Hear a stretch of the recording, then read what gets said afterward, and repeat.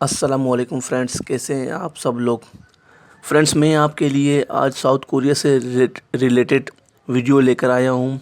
तो friends, last year की तरह इस साल 2020 में भी कोरियन पाकिस्तानियों के लिए E9 वर्क वीज़े का इजरा शुरू कर दिया है। जी हाँ फ्रेंड्स, ये प्रोसेस शुरू होने जा रहा है और इसकी अनाउंसमेंट की है हमेशा की तरह OEC ओवरसीज़ एम्प्लॉयमेंट कॉरपोरेशन ने। Friends, how to get E9 visa of South Korea के बारे में अक्सर आप लोग सर्च भी करते होंगे और दोस्तों से भी पूछते होंगे। तो फ्रेंड्स, मैं आपको इस वीडियो में बताता चलूं कि गवर्नमेंट ऑफ पाकिस्तान ने एक एग्रीमेंट हुआ है साउथ कोरिया गवर्नमेंट के साथ, जिसके मुताबिक वो पाकिस्तानियों को एक ख़ास प्रोसेस के थ्रू उनको सिलेक्ट करता है और उनको 5 साल का वर्क वीज़ा दिया जाता है। फ्रेंड्स, ये वीज़ा विदाउट किसी पैसे के और विदाउट किसी एजेंट के दिए जाता है।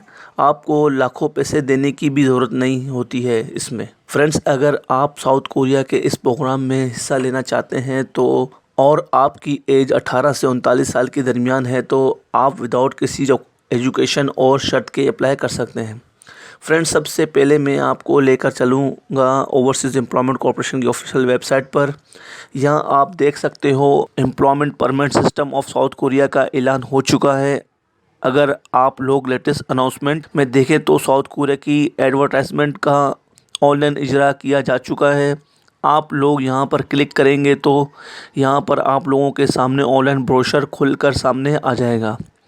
यहाँ पर आप लोग देख सकते हो OEC ने सारी डिटेल्स भी दी हुई हैं। साउथ कोरिया में एम्प्लॉयमेंट परमिट सिस्टम के तहत मुलाजमत के लिए दरख्वास्त वसूली शुरू हो चुकी है। यहाँ पर आप लोग देख सकते हो हर साल की तरह प्री रजिस्ट्रेशन 10 मार्च से 16 मार्च तक की जाएगी। उसके बाद फ्रेंड्स शॉर्ट लिस्ट किए जाएंगे उम्मीदवार। फिर फ्रेंड्स उनकी रजिस्ट्रेशन होगी 20 से 24 अप्रैल तक। उसके बाद कोरियन लैंग्वेज के इम्तिहान का शेड्यूल का ऐलान 25 मई को किया जाएगा। फ्रेंड्स, उसके बाद कोरियन लैंग्वेज के इम्तिहान का इनेकाद किया जाएगा 1 जून से 3 जून तक। फ्रेंड्स, उसके बाद पहले राउंड के नताइज का ऐलान 10 जुलाई को किया जाएगा। फ्रेंड्स, उसके बाद स्किल की सलाहियत डॉक्यूमेंट्स की वसूली 21 से 23 सितंबर है। उसके बाद स्किल टेस्ट शेड्यूल का ऐलान 2 अक्टूबर को होगा। फ्रेंड्स, उसके बाद स्किल टेस्ट का इम्तिहान 12 से 16 अक्टूबर को किया जाएगा।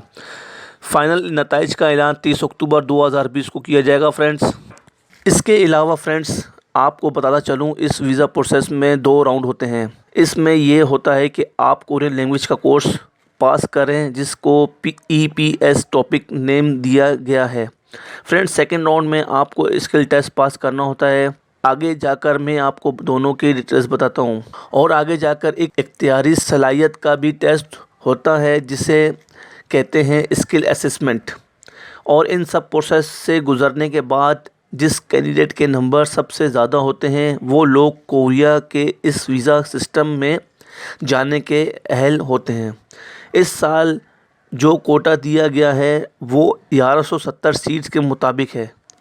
तो फ्रेंड्स, ये प्रोसेस कैसे काम करेगा। सबसे पहले प्री रजिस्ट्रेशन करवानी है ऑनलाइन OEC की वेबसाइट पर जाकर, जिस पे पोर्टल अभी ओपन नहीं हुआ है। यहाँ पर आप देख सकते हैं ये ओपन कर दिया जाएगा 10 मार्च को। तो उसमें आप लोगों ने अप्लाई करना है।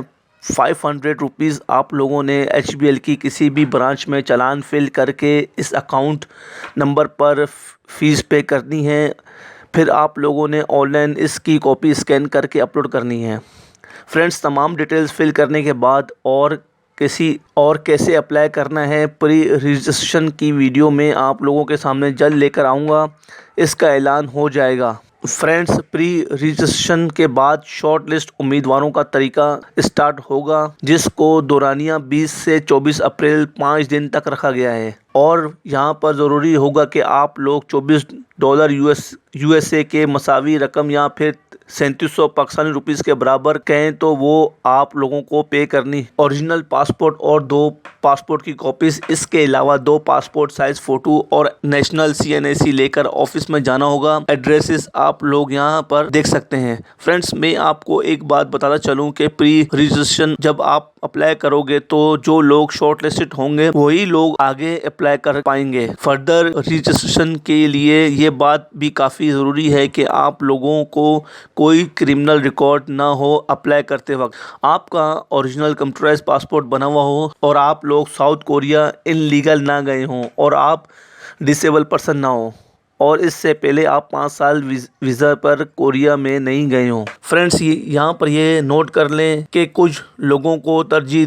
दी जाएगी जो लोग पहले से 3 साल से कोरियन लैंग्वेज सीखते रहे हैं या फिर गवर्नमेंट के किसी भी इंस्टीट्यूट में उन्होंने टेक्निकल तालीम हासिल की हो, जैसे कि welding, metal moulding, mechanical etcetera. यहाँ पर आप बाकी भी देख सकते हैं। फ्रेंड्स, जब आप सिलेक्ट हो जाएंगे, फ़ीस पे कर लेंगे $24 गवर्नमेंट ऑफ पाकिस्तान के पास, फिर आप लोगों आगे टेस्ट देंगे कोरियन ज़बान का, जिसमें आपको रीडिंग और लिसनिंग का टेस्ट पास करना होगा। 20 सवालात यहाँ टेस्ट होंगे और 50 मिनट्स पर मुश्तमिल ये पेपर होगा। 100 नंबर टोटल होते हैं। मिनिमम 47.5 नंबर लेंगे तो आप एल होंगे फ्रेंड, जिसमें 30 नंबर फिजिकल पावर और इंटरव्यू के 30 नंबर और बेसिक महारत के होते हैं।